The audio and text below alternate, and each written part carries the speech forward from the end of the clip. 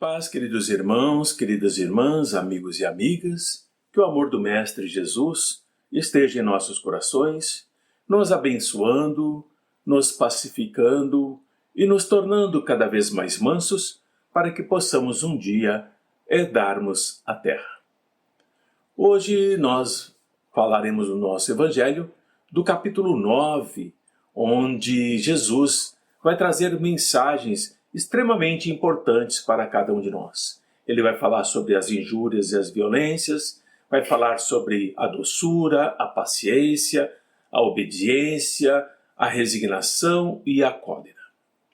O Mestre Jesus sempre procurou nos trazer aquilo que pudesse permitir que nós crescêssemos espiritualmente. Sendo assim, nesse Evangelho tem duas importantes frases que os apóstolos trouxeram. Bem-aventurados os mansos, porque eles possuirão a terra. Isso está em Mateus, no versículo 4.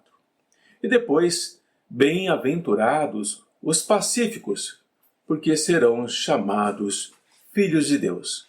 Também está em Mateus. Veja como é importante nós entendermos o que é ser pacífico, o que é ser manso, para que sejamos bem-aventurados, para que sejamos merecedores do reino que Jesus nos promete, um reino de paz, amor e equilíbrio. Portanto, Jesus estabeleceu como lei a doçura, a moderação, a mansuetude, a afabilidade e a paciência. E, ao mesmo tempo, ele condenou a violência, ele condenou a cólera e ele condenou a maledicência, o falar mal um do outro, seja adversário ou não. Jesus nos recomenda para nós não darmos muita importância às coisas da terra, e sim às coisas espirituais, às coisas celestes. Para isso, nós precisamos sim aprender a mansuetude, a bondade, a misericórdia e a paciência.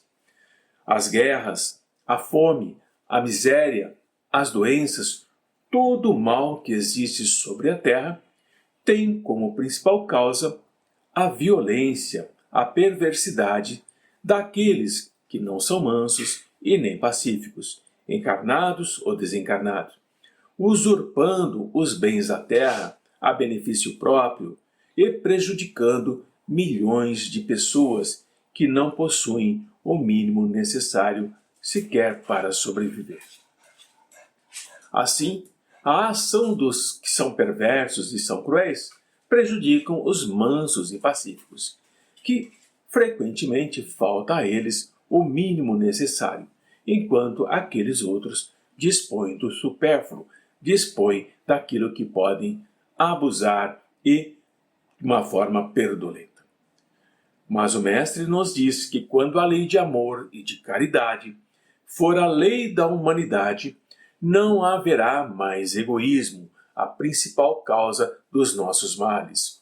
O fraco, o pacífico, não serão mais explorados, não serão mais espezinhados por aquele que é forte, por aquele que é violento, por aquele que é cruel. A lei do progresso, a lei universal, a lei do Pai, lentamente está se cumprindo em nosso planeta Terra, que vai progredindo e, sem sombra de dúvida, os maus serão expulsos do nosso planeta.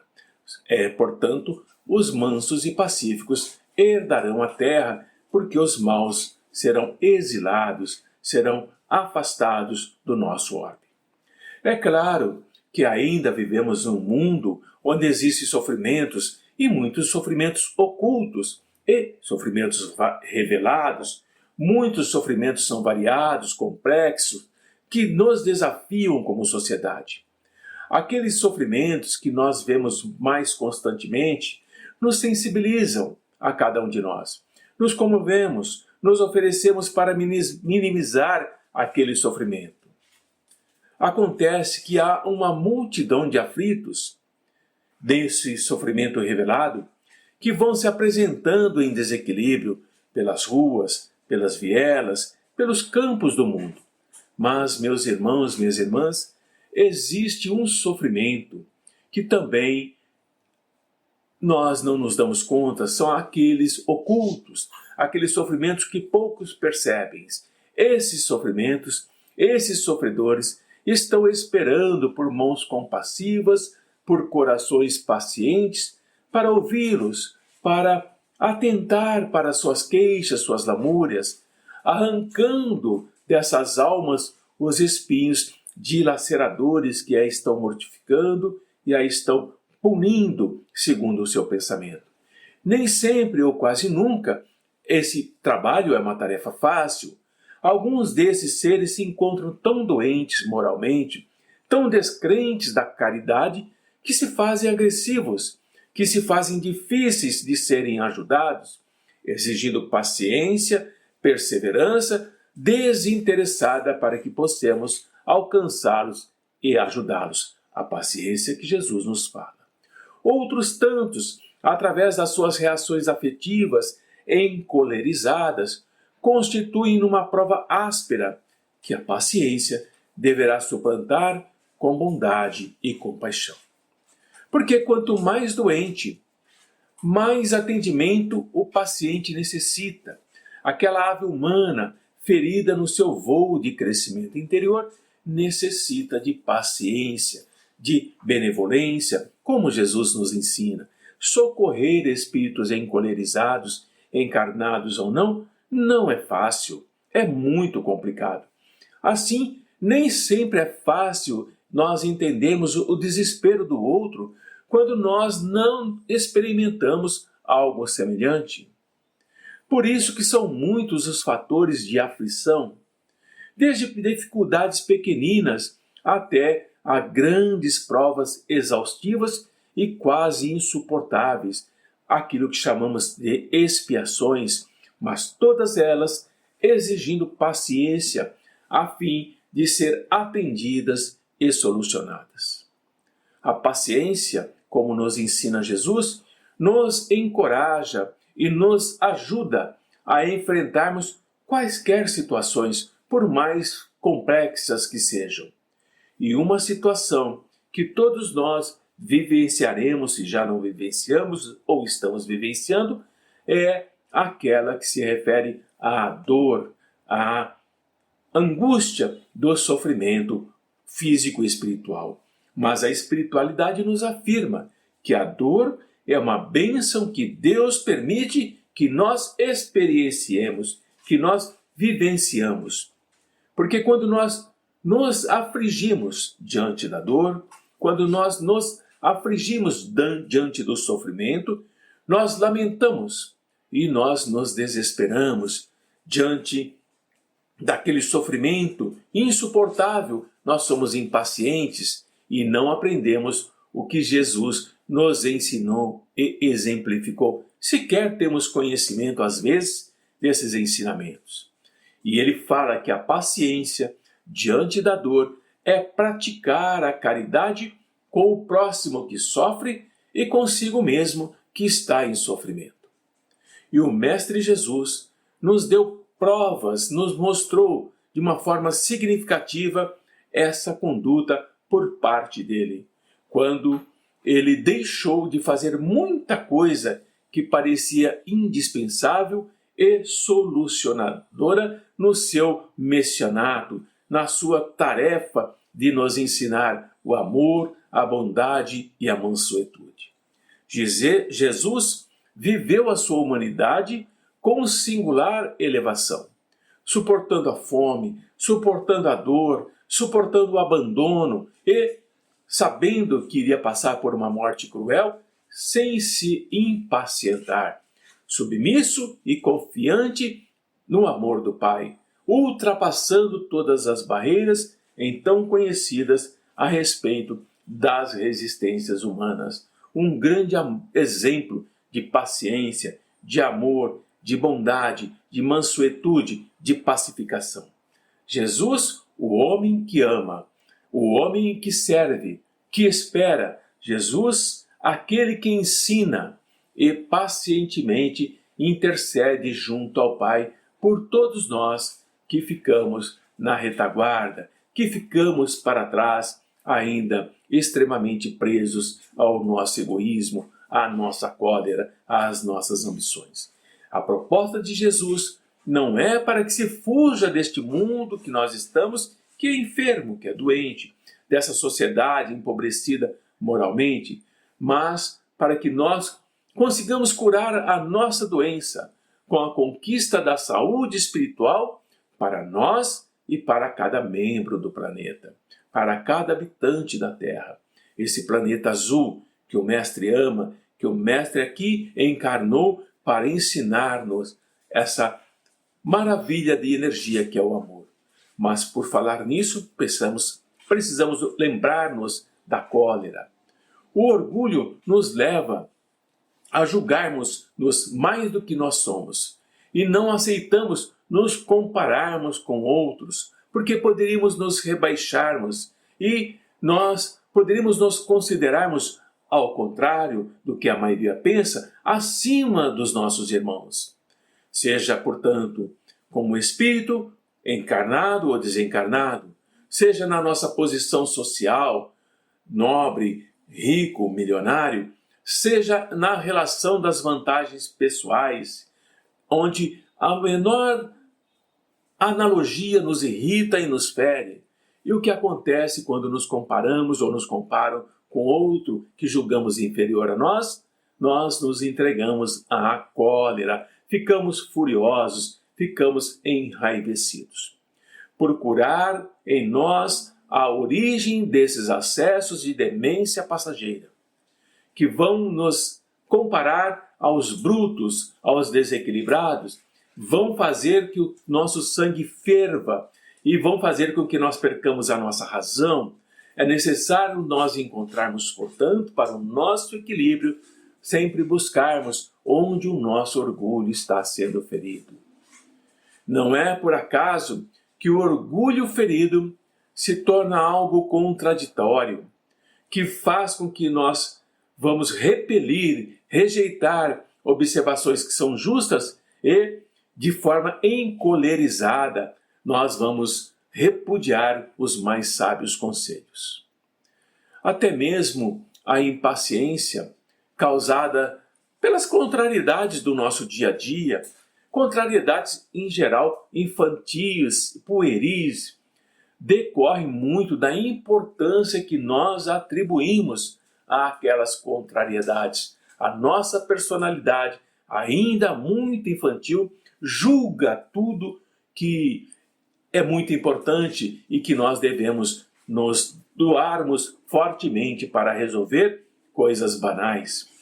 E nessa loucura, nesse corre-corre, nós vamos nos tornando coléricos, nós não nos preocupamos com o que está à nossa volta. Nós somos contra tudo e todos. E a nossa própria natureza bruta, que vai nos despedaçando, porque nós não obedecemos aos ensinamentos do Mestre.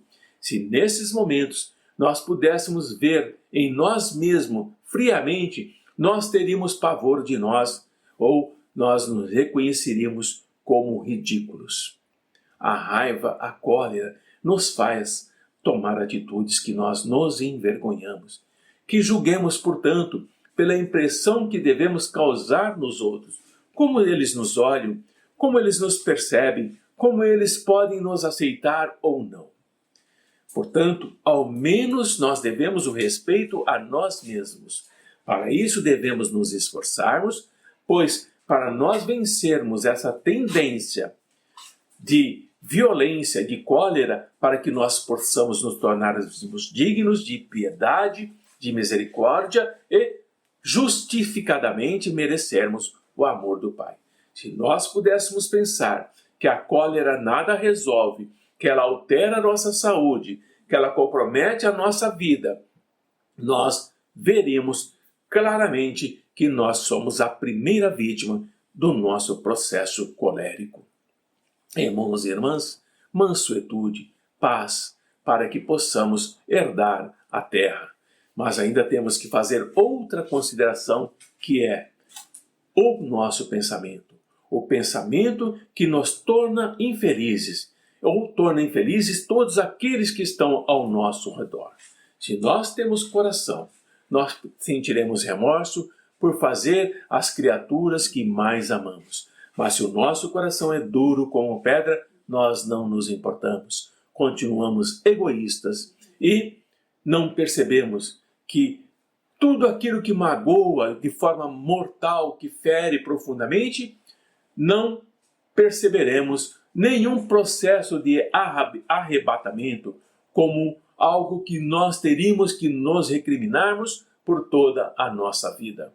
É importante entendermos que, resumidamente, a cólera, a raiva, não exclui certas qualidades do coração, mas impede que nós façamos o bem e pode levar-nos a fazer muito mal. Isso deve ser suficiente para que nós possamos nos esforçarmos para dominarmos a nossa cólera, a nossa fúria. Nós, espíritas, somos conclamados o tempo todo pelo amor de Jesus, para que nós não contrariemos a caridade e não contrariemos a humildade que esse mestre nos traz. Ao invés da cólera, o amor. Ao invés do ódio, a bondade. Ao invés da guerra, a paz. Mas nós ainda temos uma ideia muito falsa de que nos dizem e nos ensinaram que nós não podemos reformar a nossa própria natureza. E nós nos julgamos dispensados de fazer qualquer esforço para corrigirmos os nossos defeitos. E nós sentimos prazer voluntariamente em dizer que somos assim mesmo e que nada poderemos fazer para mudarmos.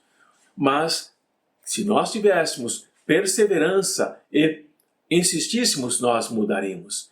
É assim, por exemplo, que o homem, quando é inclinado à cólera, e ele passa a se desculpar pelo seu temperamento, ele, na realidade, está apenas reforçando o seu comportamento.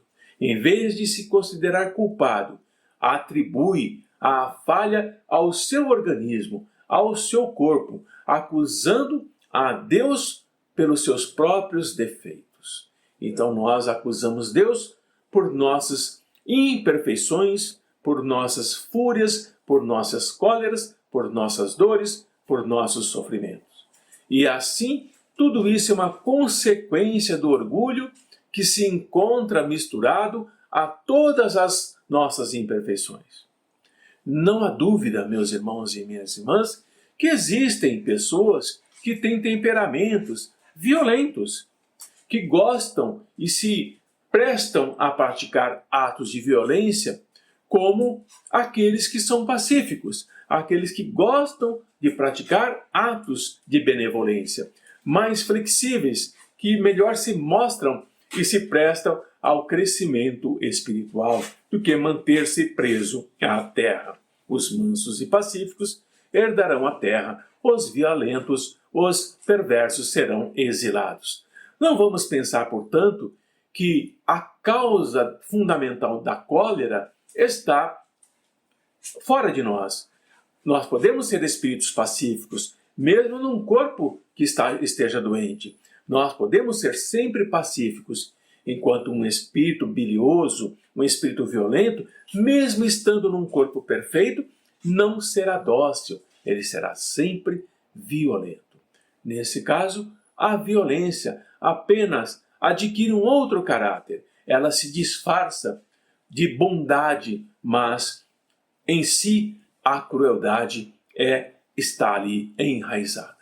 Quando nós não dispomos de nenhum organismo apropriado para a manifestação da nossa cólera, ela é concentrada, ela é